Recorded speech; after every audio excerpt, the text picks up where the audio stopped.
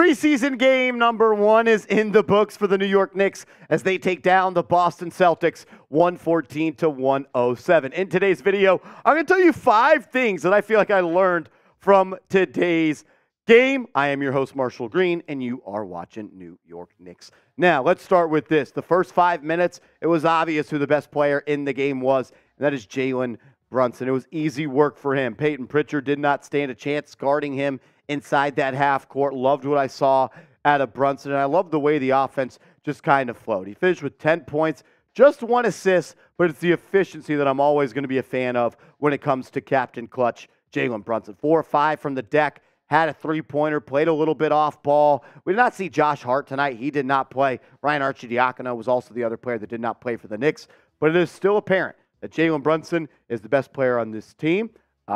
He's the only player that did not play outside of the first 5 minutes of the game.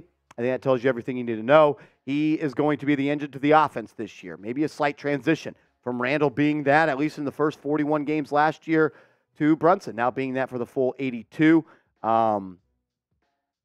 Yeah, he's going to be a stud this year, and I think he's in the running for being an all-NBA type of player.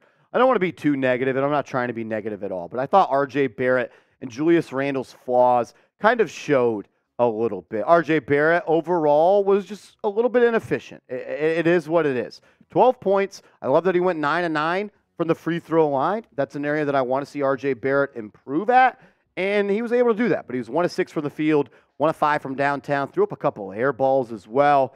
But I like the way that he was able to get to the cup and draw fouls even when the jumper was not falling. Julius Randle, probably a little bit less so compared to R.J. Barrett. The thing that was just kind of bothering me a little bit, and maybe I just need to come to expect it at this point from Julius Randle, just be a little bit quicker with the ball. Make a move or move it is kind of where I'm at with Julius Randle. Too many times he caught the ball with his back to the basket, had to face up, jab step, and then pass it. Thought he could have moved it a little bit more. Like, I know it's a preseason. You want to get your shots up and you want to get the feel for the game. But I just would like to see him be a little bit more of a willing passer, not always have to put his flair and touch on everything he touches it, time he touches it. But he was efficient, and I'm never really going to complain about that with Randle. 11 points, 4 rebounds, 3 or 4 from the deck. Only played in the first half. Overall, a good play for him, a good game for him. Thought he played well. Just would like to see him be a little bit more sharp with the ball. But at the end of the day, it's preseason game number 1, so not really going to die on a hill of that. Make sure you guys are subscribed to the channel. Sub for Knicks Dubs. We're going to continue to put out content every single day. We're going to be live for as many preseason watch parties as we can. We're also going to be live for almost every single regular game this season. So sub for Knicks Dubs. Let's get it going. I think the question a lot of Knicks fans are asking at this point is, should Evan Fournier continue to be a part of this rotation? We know Tom Thibodeau runs a tight ship of the rotation. He likes to run a 9-man rotation. That's what saw Evan Fournier not a part of this. But at the end of the day, if the guy can shoot 43% from 3, it's hard to keep him on the bench because, to be quite frank with you, he is the Knicks' best shooter. He's the Knicks' best player off the ball when it comes to relocating. We saw it a couple times. Quickley would drive. Fournier would catch it, pump fake, dribble, sidestep, create 5 feet of separation, and let it rip. At the end of the day, if you play defense, which he needs to improve at, and you knock down threes, you're going to play for Tom Thibodeau. He knocked down threes. I think he's going to continue to do it. I think he's motivated, and as we know, he's one of the best shooters in the league. We'll see long-term if Evan Fournier is going to be a part of this rotation. Keep shooting like that, keep playing like that, you're going to make it tough on Tom Thibodeau. That's for sure. I also like the 2-man game that him and Isaiah Hartenstein had. I thought Donte DiVincenzo had a couple nice feeds to Evan Fournier. I was honestly happy with the way he played, and I didn't think I was going to be thinking that a couple of hours ago. I got a couple more points that I want to bring up, and then we'll take a look at some overall stats of this game. But I got to quickly tell you about our proud sponsor, Prize Picks. Daily fantasy sports made easy, the #1 daily fantasy sports app in North America. Go to prizepicks.com/CLNS. Use the promo code CLNS, and they're going to match your initial deposit of up to $100. So put $100 into your account. Use this link, prizepicks.com/CLNS, and promo code CLNS. And you're going to have $200 to play with. They've already got some season-long totals that you can insert some lineups on. Jalen Brunson's points per game, as well as Randle and Barrett. All you do, you select a lineup of 2 to 6 players, and you just select more or less on the projected stat line from Prize Picks. It's you versus them. That's it. You're not playing any sharps. You're not playing any computers. You're not playing thousands of players. It's you and Prize Picks doing it out. PrizePicks.com/CLNS, the #1 daily fantasy sports app in the game. Makes the game day a lot more fun, and I promise you guys are going to love it.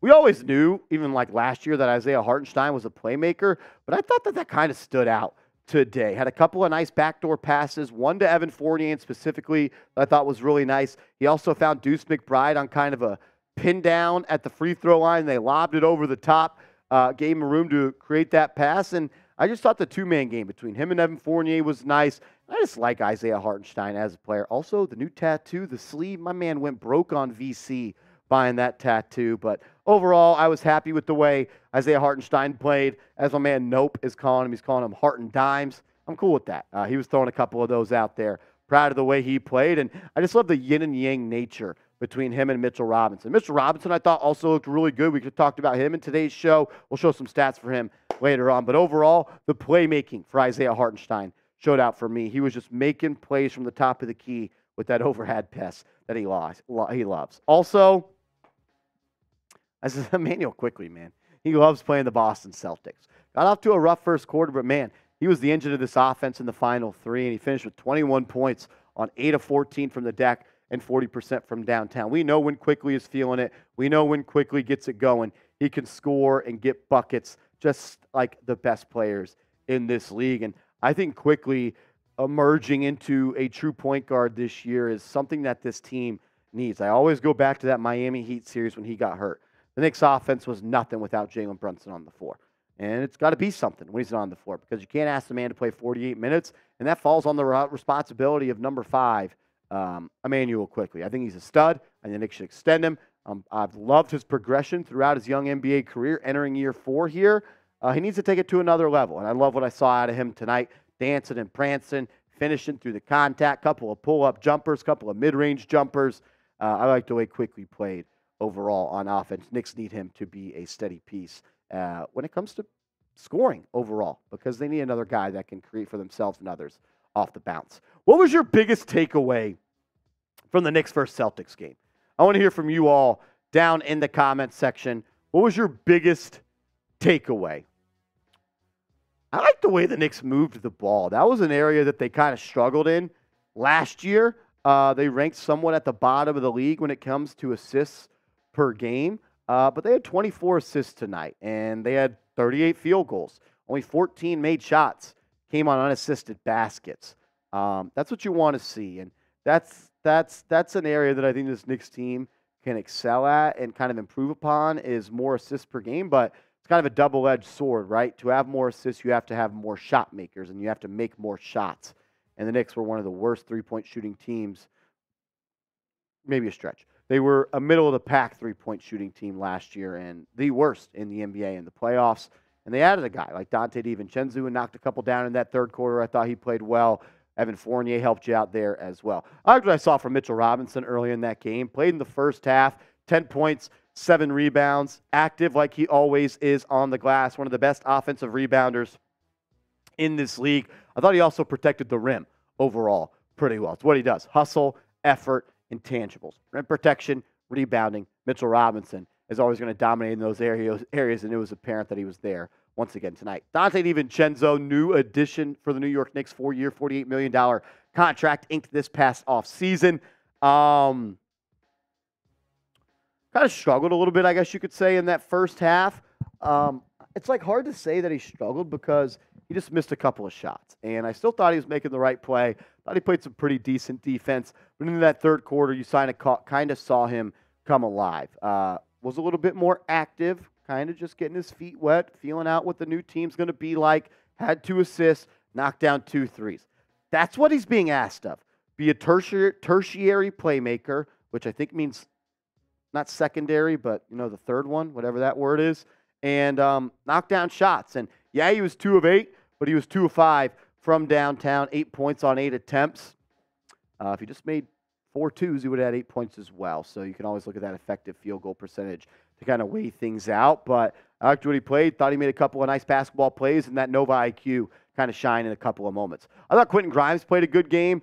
Was a little bit reckless with the ball at times, but I'm not worried about him, and I kind of want him to try some of those things. We've talked about on the channel a couple of times that Tom Thibodeau said he's going to draw up some plays and drop some action for Quinton Grimes this year. And I want to see him be a little bit more assertive with the ball. I love the one play. He drove the baseline, hit him with the rondo, a little fake behind the back, and he always does that little underhand pass to Mitchell Robinson. He threw it down with two hands. Missed the first 2 threes of the night, and he knocked down the next 2 and then missed another. Overall, 2 of 5 from downtown. 4 assists. Love seeing that out of Grimes. Also 6 points. Had a couple of steals as well. I thought he played well. I think he's going to be an X factor for this team going forward. As always, I just want to say thank you guys, and I appreciate you for tuning in to Knicks Now. Remember, subscribe to the channel. We're going to be live for as many preseason games as possible. Once the regular season gets here, we are going to be rocking and rolling. So subscribe, turn notifications on, and join us for one of our world-famous watch parties.